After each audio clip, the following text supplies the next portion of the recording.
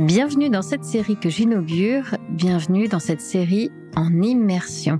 Je fais beaucoup parler mes invités thérapeutes de leur parcours, de ce qui les a aidés sur leur chemin. Alors aujourd'hui, j'ai envie de partager avec vous ce qui m'aide à avancer et à grandir. Pour cette série en immersion, je vous emmène avec moi lors d'un stage de méditation que j'ai vécu au mois d'août en Ardèche. Alors comme d'habitude, vous le savez maintenant, si vous aimez la petite voix, vous pouvez me le dire en laissant de bonnes notes et des commentaires sur votre plateforme de podcast favorite. C'est comme cela que je remonte dans les classements et que de nouveaux auditeurs pourront découvrir la petite voix. Allez, installez-vous confortablement, fermez les yeux, prenez une bonne inspiration. La petite voix en immersion, c'est parti!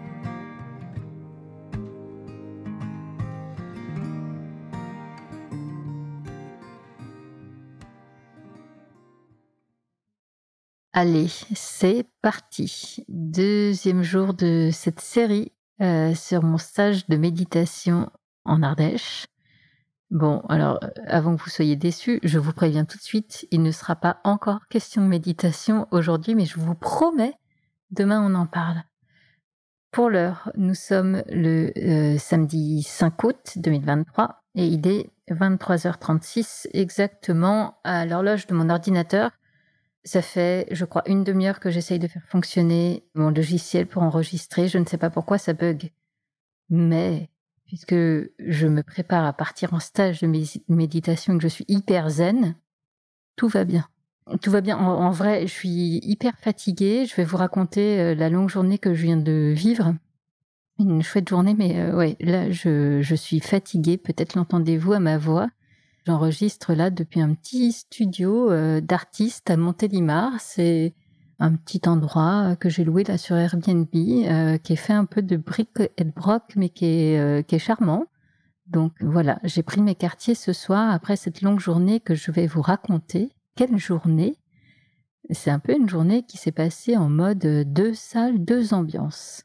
On va faire assez vite sur la première partie de la journée qui n'a pas été hyper intéressante puisque en fait, je suis partie de chez moi ce matin. A priori, je vis pas si loin que ça de Montélimar. Normalement, j'ai 2 heures, 2 heures et demie de route. Finalement, ça a duré beaucoup plus longtemps. Je crois quasiment 4 heures. Ouais, même un peu plus. Pour la simple et bonne raison que, 1, il pleuvait. Et 2, c'est quand même le week-end avec les plus gros trafics de l'année. Bravo à moi d'avoir pensé à partir ce jour-là. L'idée n'était pas ouf, mais c'est fait. Et donc, voilà, la route n'était pas la plus intéressante. Heureusement, j'ai écouté des podcasts pour m'accompagner. En l'occurrence, j'ai adoré un épisode de Ex podcast. J'en ai même eu la larme à l'œil. Donc, je vous renvoie vers ce podcast sur des histoires d'amour. C'est tellement beau, ça fait vibrer mon cœur de midinette.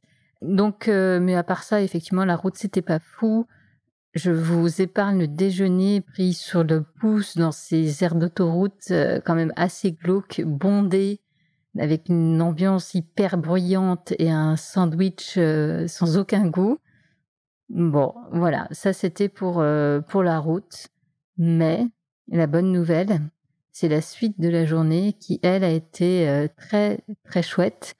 Je vous ai laissé hier sur un petit teasing. Alors peut-être que quand je vous dis que je suis à Montélimar ce soir, ça vous met sur la piste, en tout cas, ça vous mettra sur la piste si vous êtes des auditeurs non seulement fidèles, mais aussi très attentifs.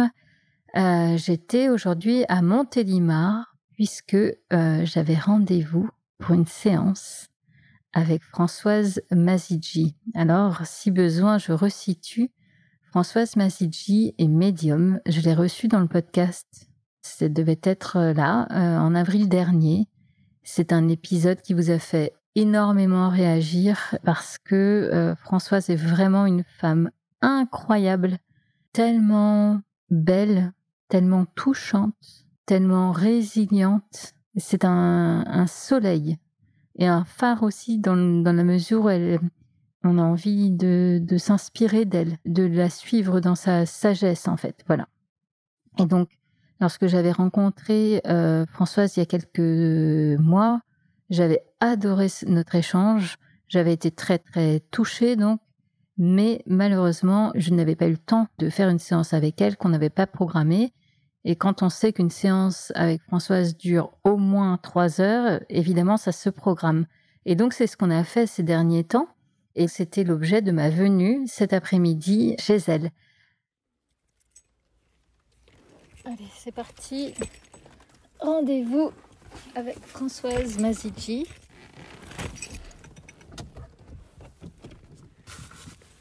Bonjour Françoise. Quel plaisir de vous voir. Du monde sur la route. Oui, mais en même temps, c'était un des pires week-ends pour venir, mais c'est pas grave. Heureusement qu'on n'a pas dit demain, en fait. Oui.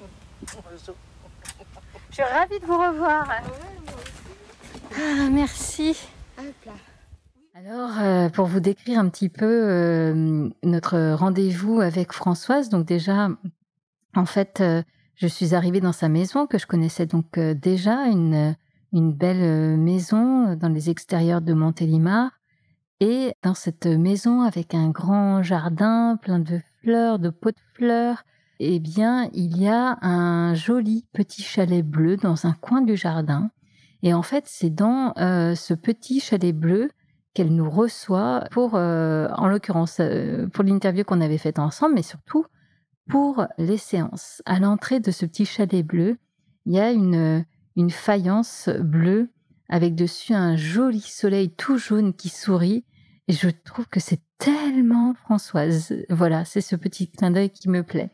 Et donc, on se retrouve avec grand plaisir avec Françoise en début d'après-midi. Et donc, on se dirige vers ce petit chalet. Vraiment, quand je dis un petit chalet, je sais pas, ça fait une dizaine de mètres carrés. Il y a là, quand on entre sur la droite, un bureau. En face, un canapé lit, enfin, oui, un BZ, quoi. Et puis, sur l'autre pan de mur, une bibliothèque ou une armoire. Voilà. Et donc, moi, je m'installe. Françoise m'indique de m'installer, de m'asseoir dans ce canapé. Et elle s'assied en face de moi, sur un petit tabouret avec des coussins. Il faut se dire que ça va durer 3 heures, donc il faut qu'elle soit quand même un peu confortable. Et elle prend en fait mes pieds sur ses cuisses. Puisque, je vous le rappelle, Françoise est donc médium, mais elle a développé un outil bien à elle. C'est qu'en réalité, sa médiumnité passe par ses mains et par nos pieds. Je vais essayer de vous décrire la séance. C'est un peu compliqué pour plusieurs raisons. Déjà parce que la séance a duré plus de 3 heures, donc ça va être compliqué de résumer. Et puis ensuite, c'est quand même très très intime ce qui se dit et ce qui se joue pendant ce rendez-vous. Donc je vais partager avec vous un peu de mon vécu, mais évidemment pas tout. La question que je me posais dans la voiture là, ce matin en y allant, c'était, je me demandais en fait si finalement ce rendez-vous avec Françoise était plutôt comme un outil de connaissance de soi ou plutôt comme un soin énergétique. Je m'explique. En fait, ce que j'avais compris des séances avec Françoise lors de notre entretien, c'est qu'elle allait interroger nos lignées en allant voir du côté de nos lignées paternelles et maternelles ce dont on avait hérité en réalité. Donc ça, c'est pour la dimension connaissance de soi, mais je ne savais pas s'il y avait aussi une dimension de soin. Bon, la réalité, c'est qu'en fait, on a un espèce de grand package très intéressant pendant la séance. La séance, elle se découpe, on va dire, en plusieurs temps. Il y a déjà quasiment peut-être 1 heure sur chaque jambe. Et quand je dis chaque jambe, c'est elle prend le temps de décrypter, décoder chaque pied, chaque doigt de pied dans lesquels elle va lire un trait de personnalité, une qualité, une fragilité, quelque chose du tempérament de votre père ou de votre mère. C'est très étonnant la pertinence avec laquelle elle arrive à décrire en fait vos parents. En tout cas, pour ma part, j'ai réussi à les retrouver en très très grande partie. Et pourtant, la manière dont elle me parlait de mes parents, c'était quand même assez précis. Évidemment, ça n'était pas des généralités ou des choses qu'elle aurait pu imaginer assez facilement. Et donc là, j'ai trouvé que c'était précis, pertinent, et que finalement c'était un portrait assez juste qu'elle réussissait à dresser de l'un et de l'autre. Et puis en fait, Donc, la lignée paternelle se trouve sur la jambe droite, la lignée maternelle sur la jambe gauche. Et donc, quand elle est sur le pied lui-même, que ce soit sur la plante du pied, sur les doigts du pied, sur le dessus du pied, sur la cheville, tout ça se concentre beaucoup sur le père ou la mère. Et puis, en fait, après, elle remonte petit à petit sur la jambe jusqu'au dessus du genou à peu près. Et en réalité, je sais, ça paraît dingue à dire, mais c'est comme ça que ça se passe. Plus elle va monter dans le massage sur la jambe, et plus elle remonte dans notre arbre généalogique, et elle est allée hyper loin. Quand je dis qu'elle est allée hyper loin, je crois qu'on est allé à plus de 1000 ans. Alors après, évidemment, on en fait ce qu'on en veut, et on n'a pas moyen d'aller vérifier. Mais par contre, ce que je peux juste en dire, ce sur quoi je peux témoigner, c'est ce qu'elle m'a expliqué de ma lignée paternelle et puis ensuite de ma lignée maternelle, a donné un éclairage. Et pour moi, ça m'a donné des clés de compréhension sur qui je suis, sur ma vie, sur d'où je viens. Ça m'a donné comme des explications, en fait. Voilà. Et je verrai ensuite ce que j'en ferai. Il y a un passage aussi hyper étonnant pendant lequel Françoise va aller interroger nos vies antérieures. Encore une fois, on en fait bien ce qu'on en veut et voilà, mais en fait, ce qui m'a profondément troublée et marquée pendant ce moment-là, qui dure, je sais pas si longtemps que ça, peut-être 20 minutes, une demi-heure, je sais pas, j'étais franchement partie. Et ce qui m'a marquée, c'est que je me suis sentie tout d'un coup comme hypnotisée, parce qu'en réalité, tout le reste de l'échange, on est vraiment dans un mode de massage, etc. Françoise parle, évoque ses ressentis, on peut rebondir et donner un avis, mais là, sur ce moment des vies antérieures, je me suis, moi, sentie comme tombée dans une forme d'hypnose. Elle-même, je trouvais, avait changé, comme si elle était dans un autre rôle, son regard a changé, le ton a changé, et donc on est allé visiter plusieurs demi-vies antérieures, en l'occurrence, on en a fait 4, 2 vies d'hommes, 2 vies de femmes. Et en fait, suivant les scènes qu'elle était en train de jouer, et même de vivre, elle avait des intonations, elle prenait les rôles, en fait, des personnages qui avaient été, moi, dans des vies antérieures. Et là encore, on en fera bien ce que l'on en veut, on a le droit d'y croire ou de ne pas y croire. Ce que je retiens, c'est que ce qu'elle a perçu de ces vies-là, ça peut résonner et faire écho et même donner des clés de compréhension sur ma vie et ce que je suis là, maintenant, au moment où je vous parle. Donc c'était intéressant.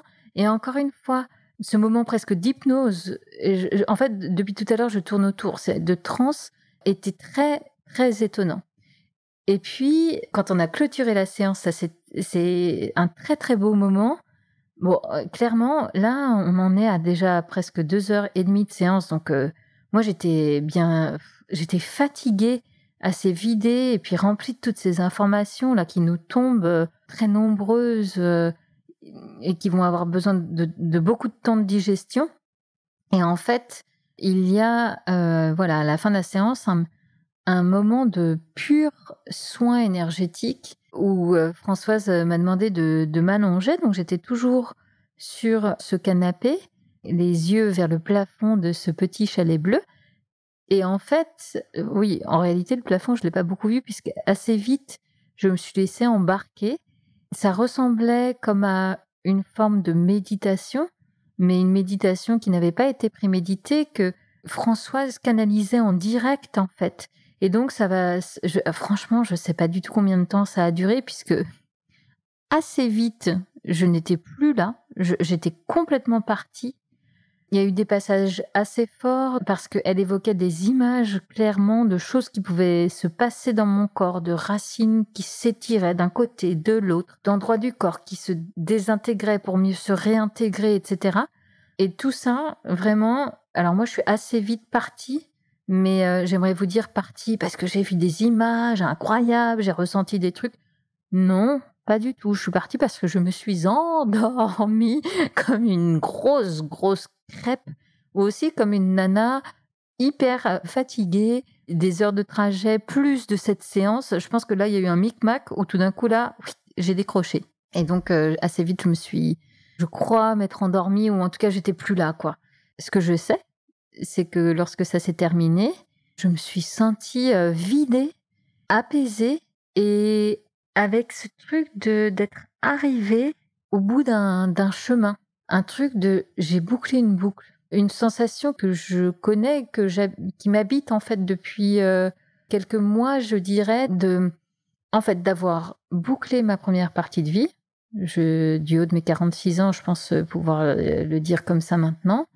Une première partie de vie que j'apparente, moi, à un truc où quand même on navigue comme on peut, faisant quand même pas mal de virages et en essayant d'avancer tout en réussissant aussi à se débarrasser de certains conditionnements ou en essayant de retrouver le chemin vers soi. Et donc ça, en fait, ça a été ma première partie de vie.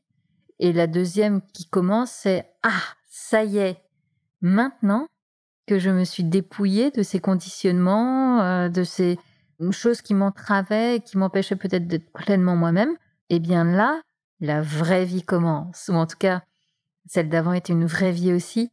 Mais là, je rentre de plein pied dans une vie où je peux m'autoriser à être pleinement moi-même. Et pour boucler sur ce que je vous disais, finalement, j'ai eu l'impression à la sortie de la séance d'avoir ce côté très apaisé, de dire « Ah, ça y est, ça commence. » Tu vois, un peu le spectacle peut commencer, quoi. Allez, viens. Donc voilà pour cette séance assez incroyable avec Françoise. C'est très difficile de décrire ces séances-là, déjà parce que c'est quand même très, très perché. J'aime bien garder les pieds sur terre et là, en l'occurrence, je suis quand même obligée d'évoquer des choses un peu perchées. Donc vraiment, prenez ce qui vous parle ou pas. Je trouve que dans ces cas-là, ce qui est intéressant, c'est de vivre l'expérience. Je le dis souvent, mais j'en profite pour le redire. Vivre ce genre d'expérience, c'est génial, mais avec des bonnes personnes, des personnes qu'on vous a recommandées. Il y a aussi des personnes soit peu recommandables, ou en tout cas qui utilisent peut-être mal leurs dons. Voilà. Donc attention, en tout cas avec Françoise, je me savais entre de bonnes mains. Et puis la journée s'est terminée magnifiququement puisque Françoise m'avait très gentiment invitée pour le dîner. J'ai rien vu là, je suis partie. Ouais. T'as dormi? Ah oui, je pense que, alors dormi, je sais pas si j'ai dormi, mais je sais pas où j'étais, mais T'étais loin. Déjà, c'est assez intense. Pendant le soin. En fait, c'est ça. Quand on est super mûr. En fait, c'est ça. Il y a une espèce de contre-coup. Il faut s'allonger, là, c'est bon. Tu sais, quand on dit... le moment. Oui, quand tu nous dis, Françoise, allonge-toi. D'accord. Tu ne demandes pas où, quand, comment. Tu sais où tu dois être et paf. Exactement. Mais de toute façon, comme ça se fait tout seul et que ça se passe au-delà et tout ça, donc même si on décroche... Et elle avait également invité Stéphanie, qui est une auditrice de La Petite Voix, mais qui est surtout devenue une très bonne copine. Et il y avait également Cindy, qui est une amie de Stéphanie. Je ne sais pas si vous me suivez. Cindy, que je connais encore peu, mais qui est une nana géniale et qui fait des formations à la méditation de pleine conscience. Donc bref, c'était un repas délicieux dans tous les sens du terme, en excellente compagnie. Donc Françoise, il y avait également son frère Philippe, Cindy, Stéphanie, il y avait même la voisine qui est venue nous rejoindre pour le dessert. Et le repas était délicieux. Françoise nous a préparé des mezzés libanais puisque son mari était libanais d'origine. Donc on s'est absolument régalé. Une fois qu'on a beaucoup mangé de délicieux hummus, tous les noms m'échappent, mais je vous jure que le goût, je l'ai bien encore en tête. On a enchaîné avec une palanquée de desserts, très bon aussi, semoule libanaise, riolet libanais, gâteau au chocolat et une petite salade de nectarines à la menthe délicieuse. Plus, à la fin, ce que Françoise appelle un café blanc. Et en fait, c'était une forme d'infusion libanaise, elle aussi, avec donc de l'eau chaude, du miel, de la fleur d'oranger. C'était trop bon. Et surtout, vous voyez comme je suis guidée par mon ventre. Merci pour les recettes. Au plaisir. On s'est régalé. Je pense que ça s'est vu. Merci beaucoup. Merci à vous trois de tout ce que vous avez préparé, fait, apporté. Merci beaucoup. C'était délicieux, mais le moment était délicieux. Voilà, vraiment quel bonheur d'être en cette bonne compagnie. Françoise est vraiment une femme magnifique et puis elle a cette énergie tellement maternelle et nous, on était là avec elle, avec son frère, j'allais dire des jeunes femmes, voilà, dans notre quarantaine. Et ouais, on a ri, on a échangé. C'était une belle soirée. Vraiment. Donc, je suis heureuse de ces moments partagés. Voilà. J'ai été beaucoup plus longue que ce que je souhaitais. Désolée. Demain, je vous raconte le début du stage de méditation. Et là, moi, je vais me coucher. Bonne nuit. À très bientôt. À demain. Bye.